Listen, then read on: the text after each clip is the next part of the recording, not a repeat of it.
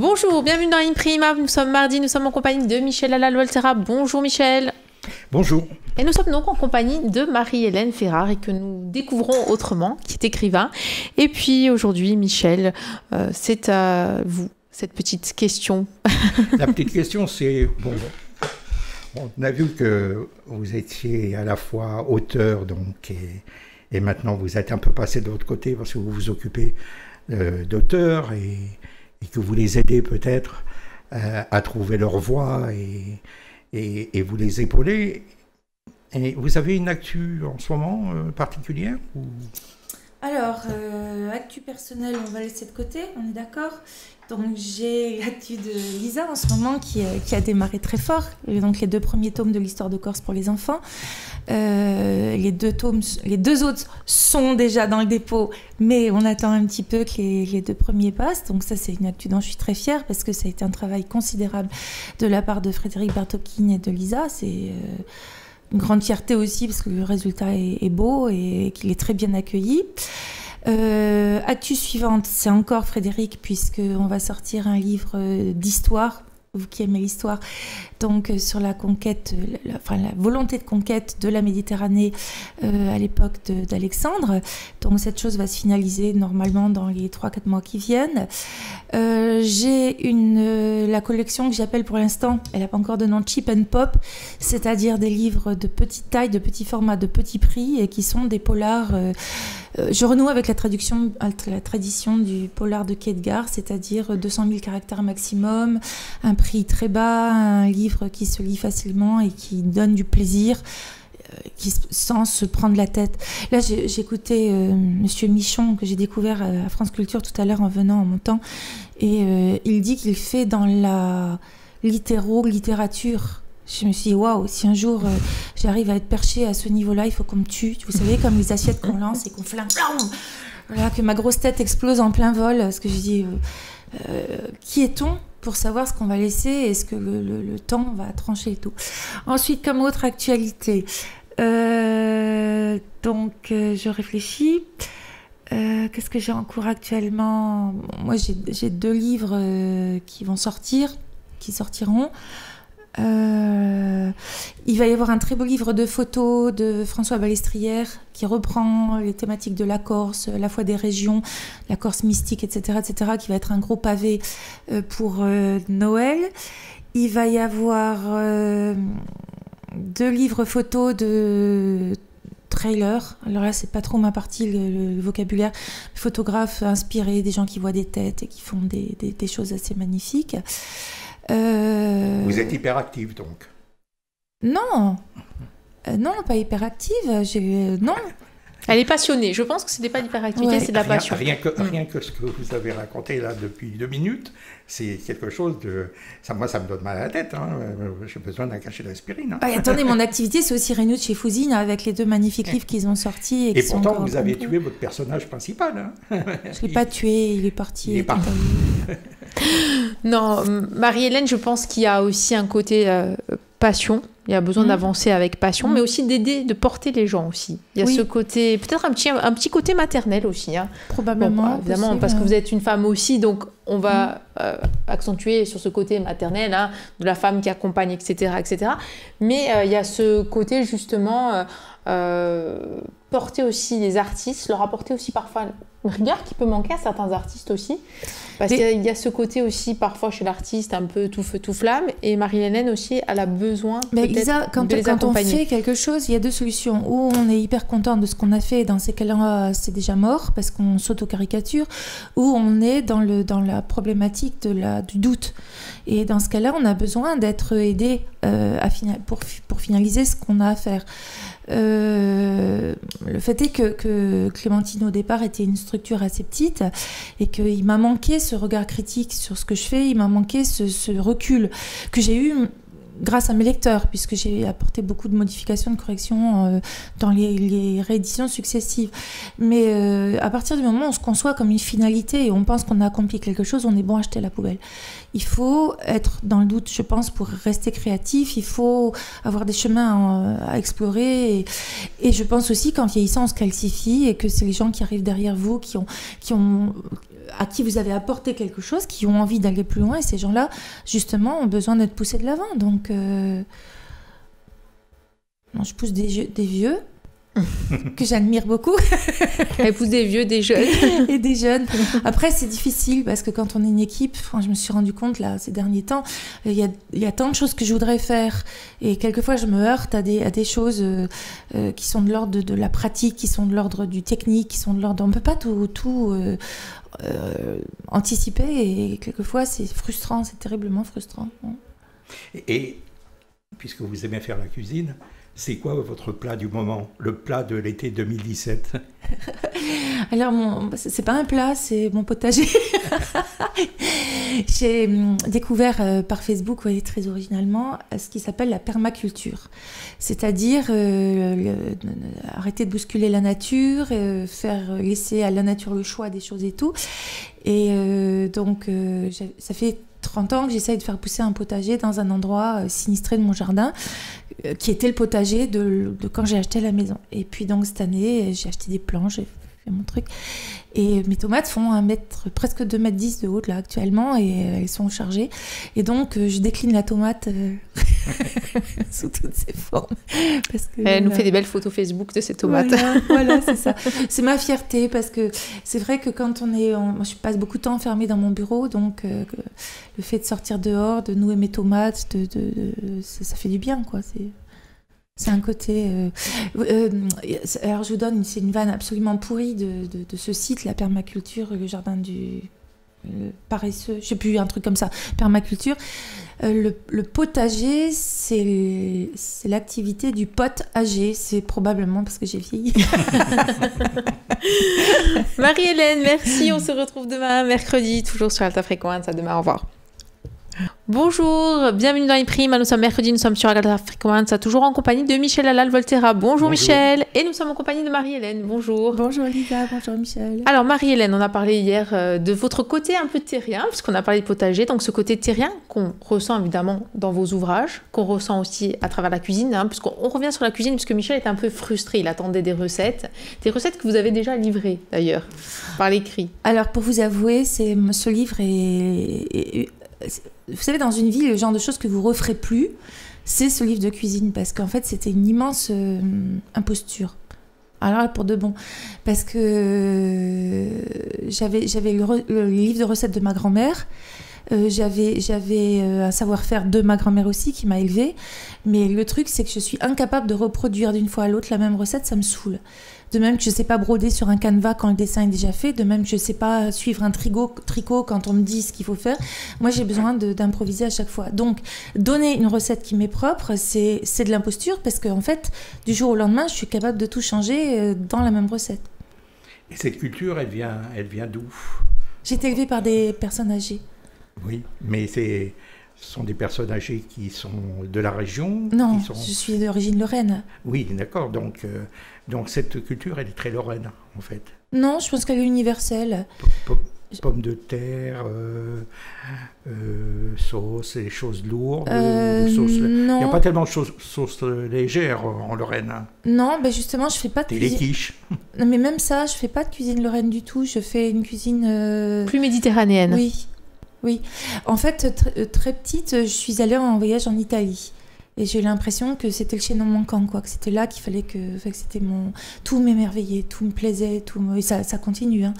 Et ce qui est très étonnant chez Marie-Hélène, c'est qu'il y a un côté très méditerranéen, justement. Oui. Mais je pense que quelque part, il y a je sais pas si c'est mon père ou mon grand-père qui n'est pas le père ou le grand-père. Il y a probablement la génétique par quelque part. Vous êtes remonté dans le temps pour les Lorraine, origines lorraines de la famille ou, je vis l'exil en ayant coupé les racines, coupé les ponts, et plus encore maintenant qu'avant. Il y a pu y avoir une transhumance méditerranéenne qui s'est installée en Lorraine, ça existe. C'est possible, mais ça m'intéresse pas, parce que... Ça vous intéresse pas de savoir ce qui se passe là-haut? Plus. Non, oui. Non.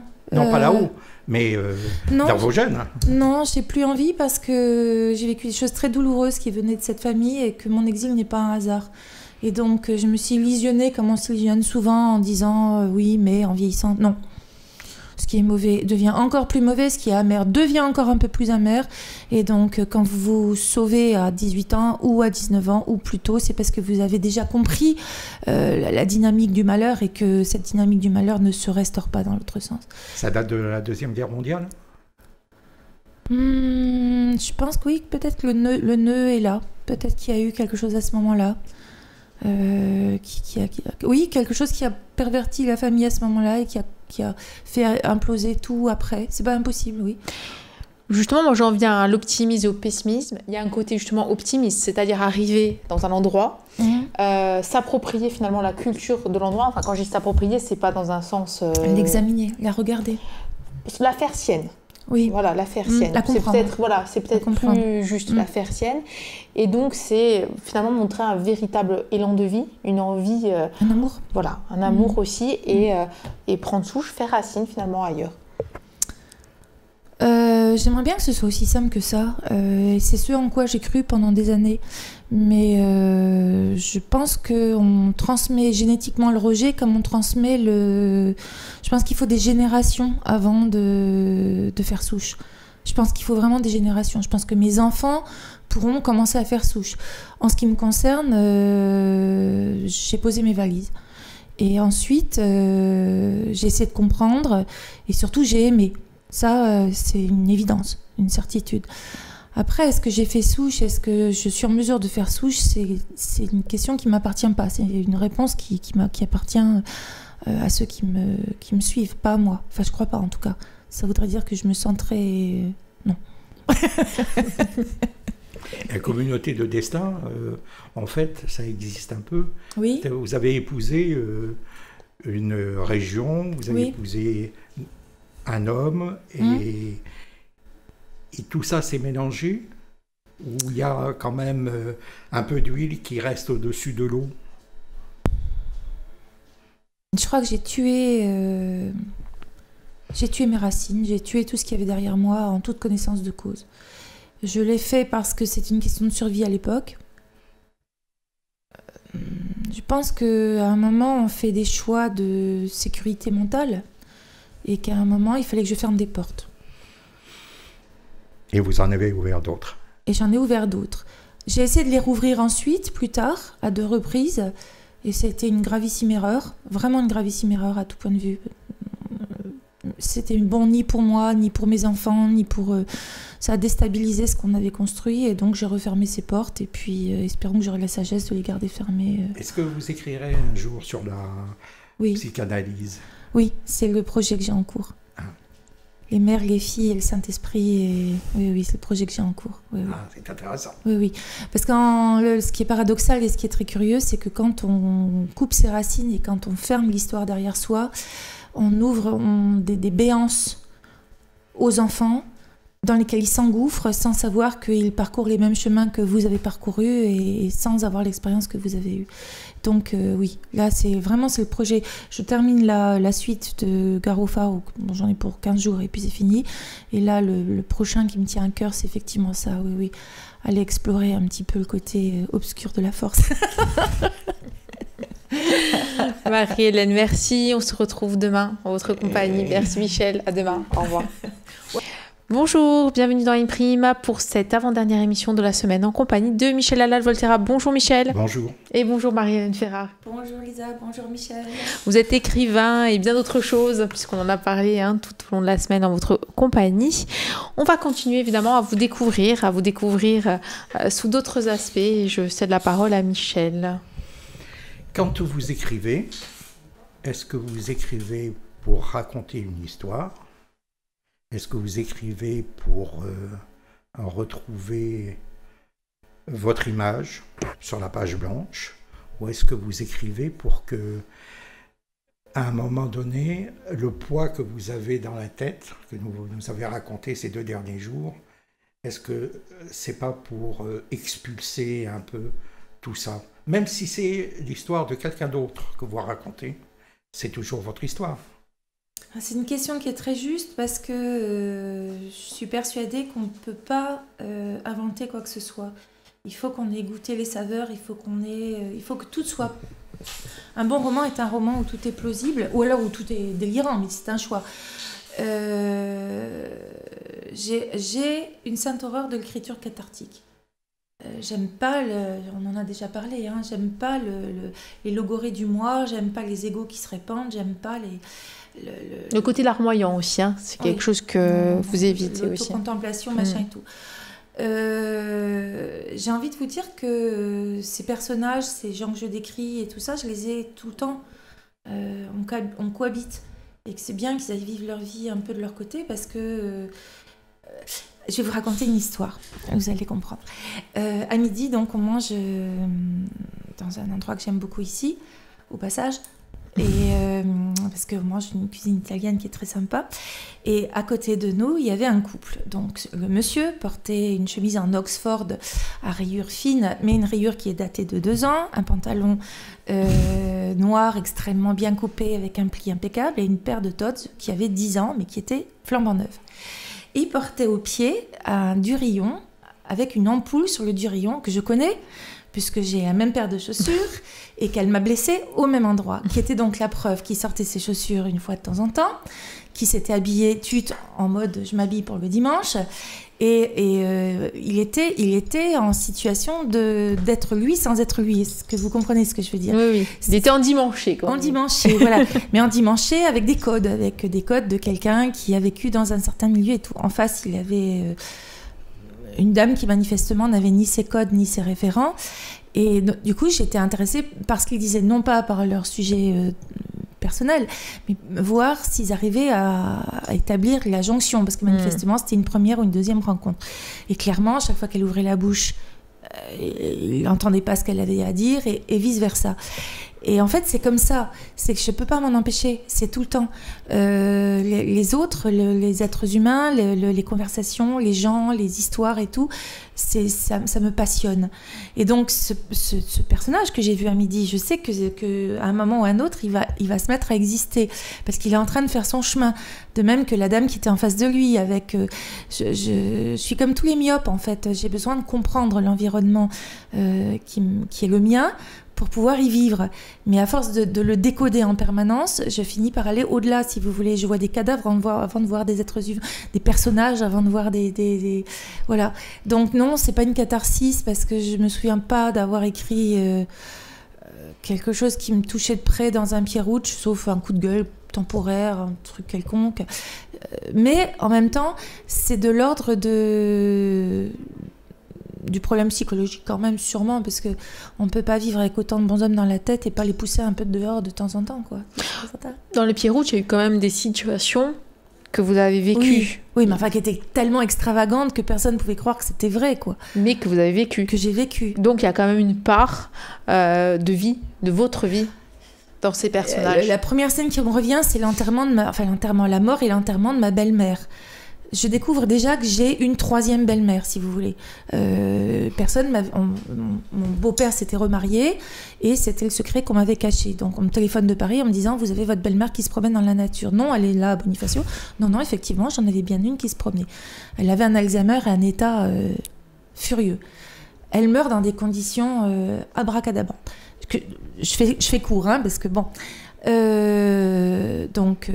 3h du matin... Mais je repense à l'histoire, c'est un truc de fou. Dans la même journée, mon chien s'est sectionné les 4 pattes, j'en passe, c'est des meilleurs, quoi. Et on perd le cadavre. Enfin, la compagnie aérienne perd le cadavre, qui termine dans un hangar à Orange de Marseille, qu'on retrouve sans housse de protection, sans chariot et jeté en travers. Enfin, des histoires qu'on ne peut même pas raconter. On l'envoie au crématorium. On avait perdu la file de crémation. J'ai dit, bon, écoutez, vous la mettez, je sais pas, il faut attendre. Et vous avez raconté tout ça? J'ai raconté. Donc forcément, il y a des scènes qui sont ahurissantes, quoi. Mais après, les choses de la vie ordinaire, non, pas... Eh bien, vous avez un acte manqué aujourd'hui. Ah. Vous avez un acte manqué. Parce qu'en fait, vous auriez dû discuter avec ce monsieur sport chic à l'ampoule lumineuse. En fait, il vous a manqué ça. Oui, mon mari l'aurait très bien vécu en même temps. Non, mais c'est pas parce que on discute avec quelqu'un. Non, Michel, non. Dans l'ordre de ce qui n'est pas possible, c'était le genre. On ne parle pas avec n'importe qui comme ça. Non. Ah, c'est compliqué. Et puis de toute façon, j'avais rien à lui dire parce qu'il y avait tellement de choses à dire sans rien dire que j'avais pas besoin de parler. Oui, mais enfin, il y a des choses quand même qu'on doit approfondir. Est-ce que c'est pas justement quand on approfondit les choses et quand on les après, rêve vous plus les que le inventez mystère... dans le roman. Oui, c'est mieux. Voilà. Elle va démystifier le personnage, Mais en fait. voilà. Si j'apprends qu'il repasse sur le coin de sa cuisine, sa magnifique chemise en Oxford, C'est moins glamour. c'est moins glamour. Bon, ceci dit, j'ai pas dit qu'il l'était. J'ai juste dit qu'il était archétypal. Mais j'ai pas dit qu'il était glamour. En tout cas, il a une histoire. En tout cas, il avait une histoire, c'est sûr et certain. Mais souvent, on me dit d'une chèvre qu'on croise ou quoi que ce soit, tu vas en faire un beau personnage. Non, on fait pas d'un imbécile un personnage. Il faut déjà avoir une certaine envergure de conneries pour arriver à faire un Il faut personnage. être vraiment un bon imbécile. Il faut être, il faut déjà être dans le mythe, quoi. Il faut déjà être dans le... Merci beaucoup, Marie-Hélène. On se retrouve demain pour la dernière émission de la semaine. À demain, Michel. Au revoir. Bonjour, bienvenue dans Imprime pour cette dernière émission de la semaine. Je vous rappelle évidemment que l'ensemble des émissions est disponible sur le www.alta-frequenza.cortica et je suis toujours en compagnie de Michel Allal-Volterra. Toujours là. Qu'est-ce qu'il est méchant, ce Michel, on disait en off. Non, il n'est pas méchant, il est subtil. Nous disait Marie-Hélène. Bonjour, Marie-Hélène. Bonjour. Et je vais lui laisser donc justement lancer la première pique, Michel. Donc, vous avez une sensation de quelque chose de très négatif dans votre jeunesse. C'est vous qui l'avez expliqué. Mais est-ce que vous êtes assez optimiste pour voir l'avenir de votre avenir, et l'avenir de ce monde, de façon différente de ce qu'on peut voir dans les journaux télévisés, par exemple? C'est une question récurrente. Je suis prof. Donc forcément, je vois la jeunesse grandir. Et cette jeunesse me rend très optimiste parce qu'elle est constructive, positive, elle s'adapte énormément, ils sont réactifs. J'ai eu des branlots, mais de première catégorie cette année, qui en dernière minute ont fait un sursaut de folie, qui ont rendu 20 pages à l'écrit. J'ai l'impression qu'ils ont plus besoin d'affection qu'il y a encore 15 ans. Ils sont plus en demande de regard, ils ont besoin de modèles, mais ils sont 10 fois plus... Si vous voulez, il y a deux philosophies. Il y a celle d'un monde qui s'effondre et il y a celle d'un monde qui va bâtir sur l'hypertechnologie et l'hyperphilosophie et l'hyperconnaissance le futur. Moi, je fais plutôt partie de cette croyance-là. Je pense qu'on va trouver dans nos enfants toutes les ressources pour aller créer un monde ailleurs ou créer un autre monde. On n'aura plus un monde de... Vous savez, l'autre jour, j'étais faire le tour de Pianotoli, le bord de mer, et j'ai vu qu'il y avait 71 constructions en cours. 71, dans un endroit où il n'y avait rien. C'est-à-dire que bientôt, les tests à tous les bords de mer seront bétonnés à bloc. Et c'est sûr que ça me rend infiniment triste. En même temps, il faut que les gens aient des maisons, il faut que les gens... le monde change. Nous perdons un monde. Nous sommes, vous et moi, Michel, les fins d'un monde. Mais Lisa et ses enfants sont le début d'un autre monde. Et est-ce que cet autre monde est moins bien que le nôtre? Je ne crois pas. C'est un autre monde, c'est tout. Ah, on verra, on sera plus là peut-être pour le voir, parce que de toute façon, moi je pense que... Moi je suis assez pessimiste. On l'a bien compris, Michel. Mais c'est bien. Un professeur ne peut être qu'optimiste, comme un maçon ne peut espérer voir grandir la maison qu'il Là, je vais encore sévir avec ma langue habituelle et on va encore me dire « Oh là là !» Enfin, en même temps, je m'en fous qui me colle à la porte de l'éducation nationale. Ça me fera absolument ni chaud ni froid. Je le fais par passion. Le jour où ils trouvent que j'ai plus rien à dire, je me tairai et puis c'est tout. Alors là, sincèrement... Non, mais ça, c'est l'état d'esprit des profs depuis 68. Non, pas du tout. Les profs se cramponnent après leur métier, jugent que les élèves se dégradent en permanence, la discipline n'y est plus, que nos chères têtes blondes sont devenues brunes et frisées à outrance. Je vous en passe, c'est des meilleurs, mais la salle des profs, je vous la décris en long et en large. Et croyez-moi, c'est le royaume de la médiocrité. Je suis désolée de le dire comme ça. On rencontre quelquefois des rencontres magnifiques. On voit des gens qui sont passionnés et tout, mais on rencontre aussi des gens d'une petitesse qui est absolument... ça a toujours existé. Comme dans tous les corps de métier, je pense. Plus, parce que n'oubliez pas qu'un prof, c'est quelqu'un qui n'a jamais quitté la cour de récréation et qui a toujours raison. Et ça, c'est la conjonction de deux facteurs qui sont terribles. Donc, vous avez des gens qui ont été capables de réagir à cette situation-là et de réfléchir, et des gens dont ce n'est pas le cas. Des gens qui ne veulent pas s'ajuster, qui ne veulent pas changer avec le monde, qui veulent continuer à pratiquer une éducation qui existait il y a 60 ans, qui n'est plus celle qui est ajustée et adaptée aux enfants qu'on a maintenant. Moi, je ne prétends pas enseigner à apprendre l'orthographe. Je le dis aussi clairement qu'il est possible. En revanche, je pense que les élèves qui sortent de mes classes aiment la littérature. Et puis il y a une génération aussi de jeunes finalement aujourd'hui qui aussi sont encore passionnés par la littérature. Je ne vais pas citer d'exemples, mais qui sont passionnés par l'écriture, qui trouvent de nouveaux biais pour pouvoir justement écrire sur via Internet, etc. Communiquer aussi avec des auteurs. Aujourd'hui, par exemple, un prof de français est à la fois ou prof de mathématiques ou prof d'histoire et géographie. À mon époque, évidemment, ça n'existait pas. Ça, comment voulez-vous qu'un professeur, qu'un enseignant puisse à la fois se donner à fond dans l'enseignement de la langue, de la littérature, de l'orthographe, de la grammaire, et en plus, vous parlez de la... que s'est-il passé? Il y a simplement... un petit attentat.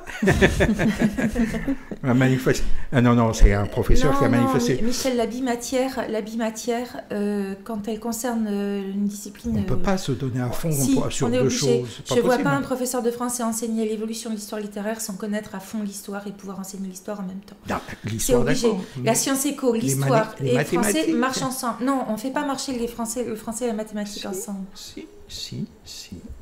Je vous garantis que l'autre jour, je ne sais plus sur quelle chaîne... C'est une bonne nouvelle, ils vont être moins cons les profs de maths. Non, je vous garantis que...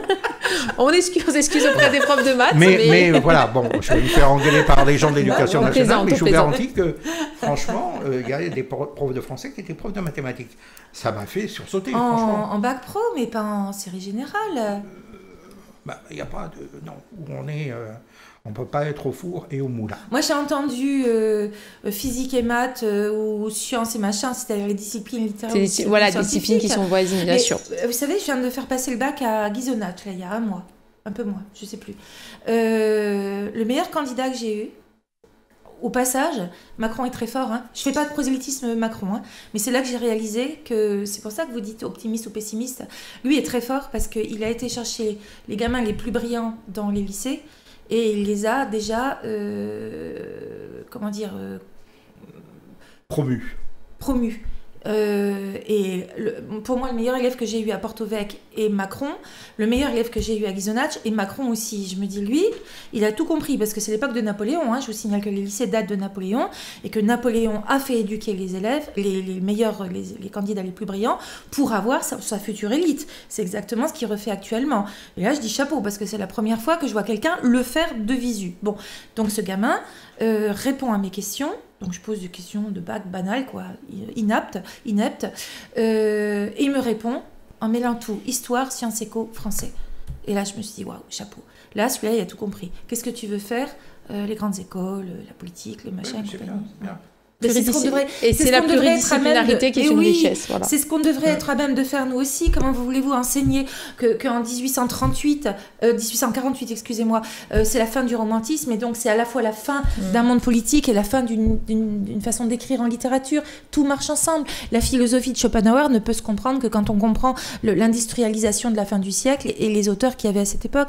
Tout marche ensemble. Nous sommes les fruits de notre époque.